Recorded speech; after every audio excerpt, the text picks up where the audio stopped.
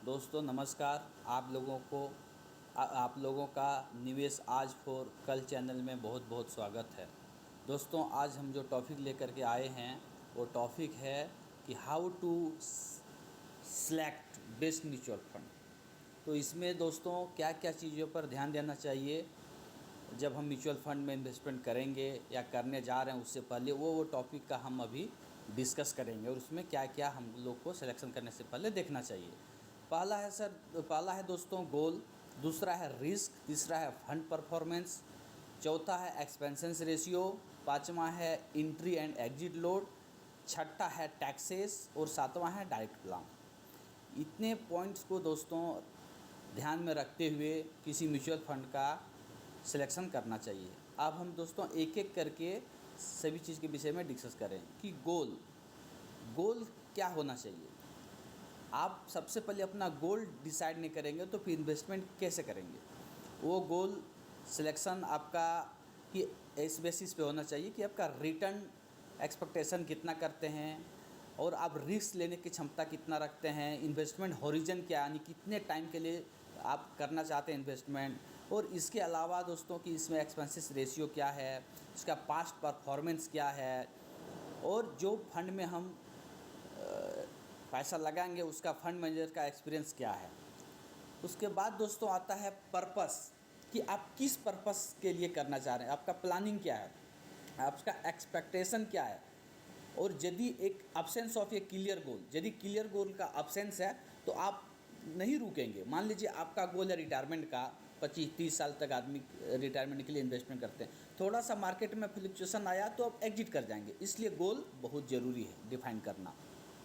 फिर है दोस्तों रिस्क के अनुसार रिटर्न मिलता है दोस्तों। यदि आप हाई रिस्क लेंगे हाई रिटर्न मिलेगा, मीडियम रिस्क लेंगे मीडियम रिटर्न मिलेगा, लो रिस्क लेंगे लो रिटर्न मिलेगा, और इसी के अकॉर्डिंग दोस्तों म्यूचुअल फंड डिवाइड किया गया। इक्विटी में आप यदि इन्वेस्टमेंट करेंगे फंड में, इक्विटी फंड में, तो आपका ज़्यादा रिटर्न मिलेगा। इसी तरह से आप डेब्ट फंड में यदि इन्वेस्टमेंट करेंगे तो रिस्क कम रहेगा और रिटर्निंग भी कंपैरिजनली कम रहेगा इक्विटी म्यूचुअल फंड से।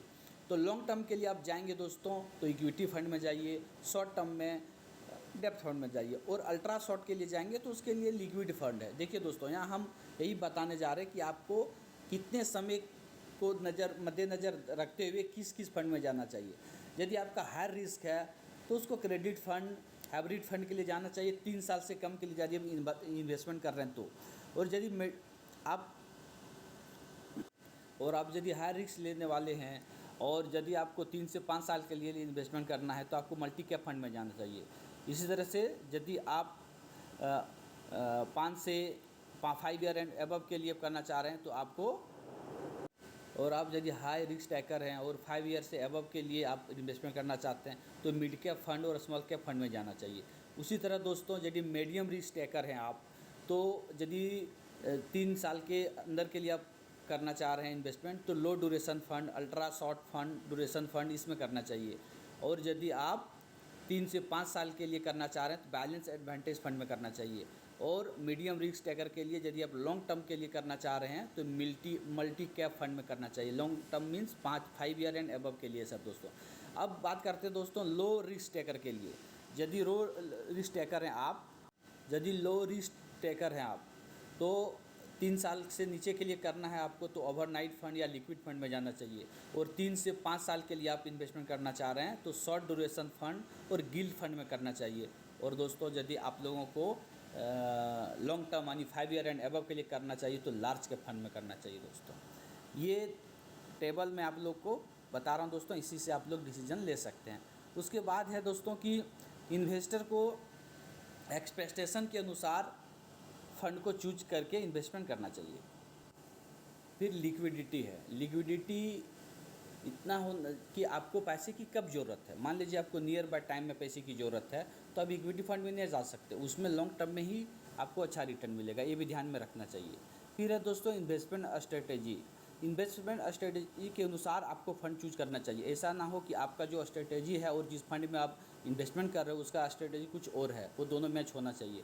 फिर है दोस्तों फंड का परफॉर्मेंस। यदि प्रीवियस फंड का परफॉर्मेंस देख करके तो करना ही चाहिए, उसका बेंचमार्क बीट कर रहा है कि नहीं कर रहा, वो समय समय पर वॉच करना चाहिए। 3 ईयर, 5 ईयर, 7 ईयर में ऐसा ना हो कि फ्यूचर में वो अपना बेंचमार्क बीट ना कर रहा हो, अपना परफॉर्मेंस सही ना दे रहे हो और मैं उसमें बने हुआ हूँ। ऐसा हो तो आप बीच में चेंज कर लेना चाहिए फंड को। अब है दोस्तों एक्सपेंस रेशियो। एक्सपेंस रेशियो वो होता है दोस्तों जो फंड मैनेजर कमीशन के रूप में लेते हैं, जिसके बदले आपका फंड का वो मैनेज करता है। तो एक्सपेंस रेशियो कम होना चाहिए, तो आपको ज़्यादा बेनिफिट मिलेगा उस फंड में। फिर दोस्तों एग्जिट लोड और एंट्री लोड। एंट्री लोड तो दोस्तों ऑलमोस्ट सभी फंड हाउसेस ने ख़त्म ही कर दिया, एग्जिट लोड बचा हुआ है। और एग्जिट लोड देख करके उसके अनुसार फंड का चूज करना चाहिए जिसमें कम एग्जिट लोड हो। जनरली 1 साल तक तो के अंदर आप एग्जिट करते हैं तभी एग्जिट लोड लेते हैं, और अदरवाइज एग्जिट लोड नहीं रहता है। फिर है दोस्तों टैक्सेशन यानी टैक्स को भी ध्यान में रख करके करना चाहिए कि हमको 12 महीना के अंदर यदि हम ये रिडीम करेंगे तो 10% टैक्स लगता है दोस्तों, और वो भी 1 लाख के ऊपर होगा तो वो भी ध्यान में रखना चाहिए। और फिर है दोस्तों short term capital gain. Short term capital gain कैसे लगता है वो भी ध्यान में रखना चाहिए, कितना दिन हमको होल्डिंग करना है, इस पे डिपेंड करता है लॉन्ग टर्म और शॉर्ट टर्म ये टैक्सेस और टाइप ऑफ फंड, ये दोनों चीज़ों पर डिपेंड करता है। फिर दोस्तों ये सब सिलेक्शन करके, ये जितने पॉइंट का मैं डिस्कशन किया हूँ दोस्तों, ये सारे पॉइंट को ध्यान में रख करके आप अच्छे म्यूचुअल फंड का सिलेक्शन कर सकते हैं। दोस्तों मेरे चैनल को सब्सक्राइब कीजिए और ऐसे अच्छे क्वालिटी वीडियो पाने के लिए बेल बटन को दबाइए ताकि आगे भी वीडियो जितना मैं डालूँ आपको मिलता रहे। धन्यवाद।